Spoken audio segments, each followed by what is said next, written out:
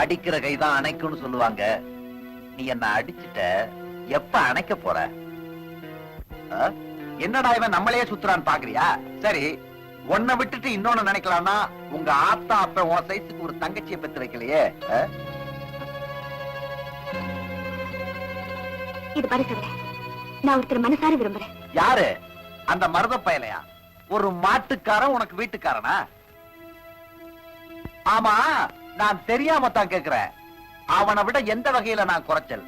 அழகுல குறைச்சலா, அறிவுல குறைச்சலா, இல்ல அந்தஸ்துல குறைச்சலா? ஒரு வயசு பொண்ணுகிட்ட எப்படி பேசணும்னு தெரியாம பேசியே, அதான் குறைச்சல். இனிமே என்கிட்ட இந்த மாதிரி வச்சுக்கிட்ட நடக்கிறதே வேற. பாக்கியம், எட்டி பறிக்க முடியாத பழத்தை தட்டி பறிக்கிறதா என் வழக்கம். இதே இடத்துல உன்னை கட்டி பிடிச்சு என்னால கனிய வைக்க முடியும். அது என் ஆசை இல்ல. என்ன பொறுத்த வரைக்கும் நீயா கனியனுங்கிறதா என் ஆசை. அது இந்த ஜென்மத்துல நடக்காது.